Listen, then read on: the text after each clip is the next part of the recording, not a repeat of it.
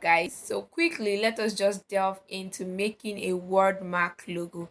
I already explained what a WordMark logo is, and that is when you're trying to use the name of the brand to make a logo for them. Elazon, I think I've shown you Elazon.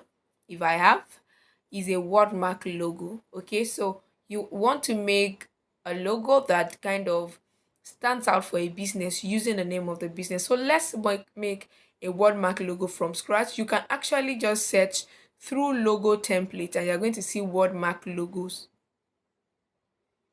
And you're going to see WordMark logos that you can actually use. But right here, I'm just going to create it from scratch just to show you that it's nothing that you have to really find complicated. Okay, it's just about you doing your homework, which is understand what the brand is saying, understand the clients you're trying to work for, understand the audience, understand a number of things about these people you're trying to make a logo for, and then it will ease your journey, give you more focus, give you more productivity, and give you a very good result. So here we have our plain canvas here. Quickly, let me just show you some templates, then I'll just move on. I won't be using those templates, but just for you to recognize WordMark logos, I'll just go around to show you. Can you see?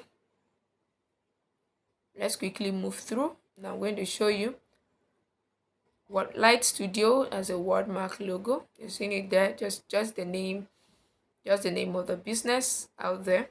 I'm not going to take time on this, but just for you to be able to recognize it once you see. Can you see this ZAR WordMark logo? Okay, quickly let's run through. Once we see one more, we move, and then I just go ahead and show you. By now I believe that you can look at logo and know, is this a pictogram, is this a monogram, is this a WordMark logo? I really believe that by now you should have gotten to that stage.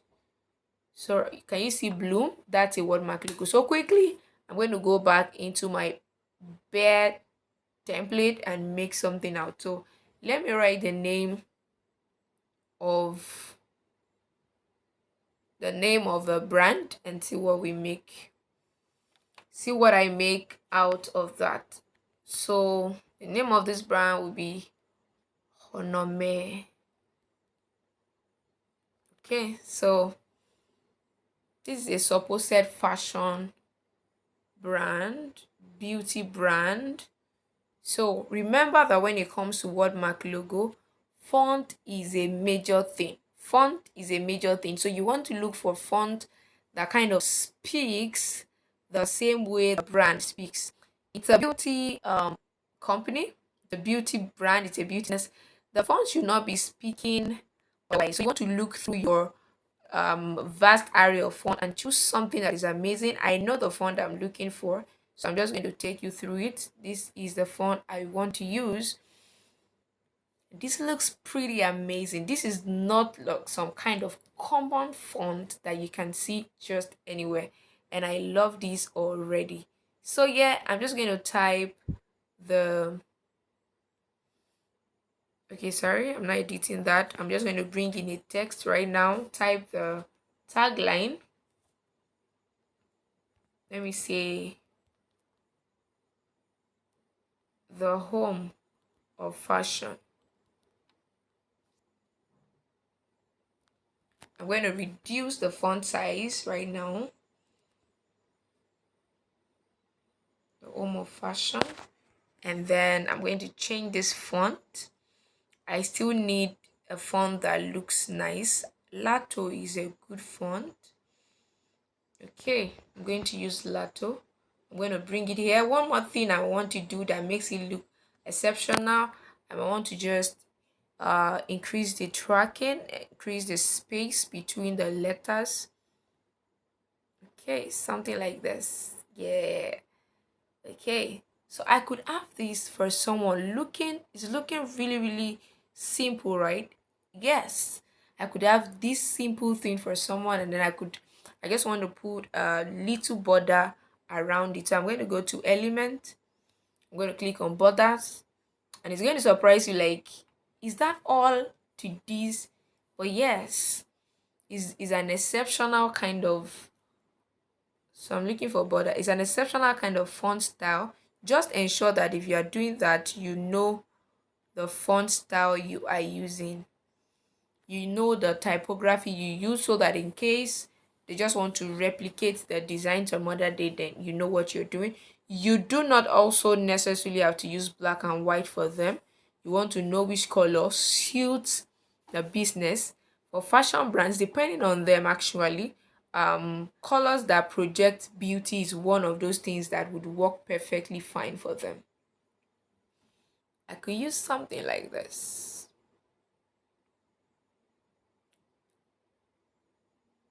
Just something very stylish around it, very little yet stylish around it. So I could make this for somebody, and you can already see it's a WordMark logo. Or no me, I could duplicate this right now, bring it here. So be very creative about these stuffs. Is not a big deal. Well, maybe for a start right now, you might still be having some little bit of difficulty around it, because, and that's why I said do these necessary things like your research. You want to do all of them and put all of that in place. I might be able to come up with this because I've been here for a while now. I might be able to pull this off. We might not be able to pull it off immediately, but with all of the instructions I've given you, if you really take your time on these things, it would really, really eventually make sense for you. So right here, I'm done making a WordMark logo for this brand. I'm going to do one more. I think I want to do for a business that cooks. Okay, so let me find a great business name.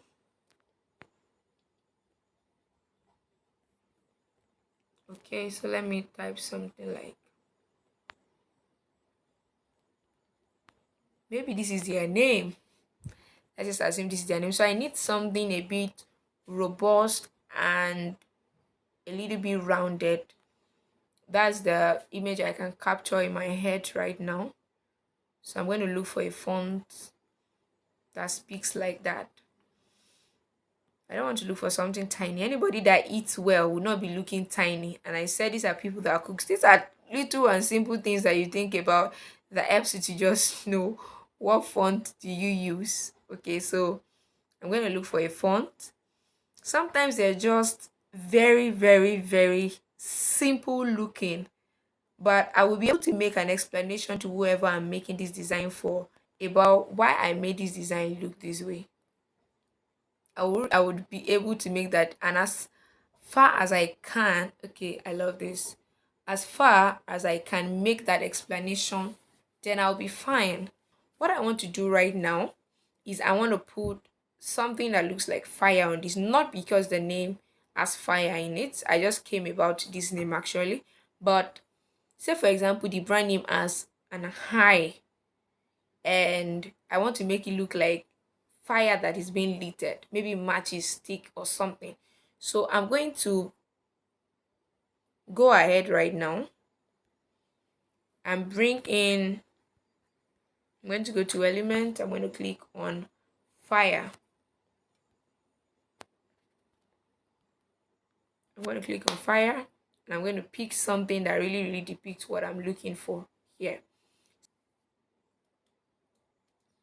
All right, so I picked this, and I just want it sitting right on the eye.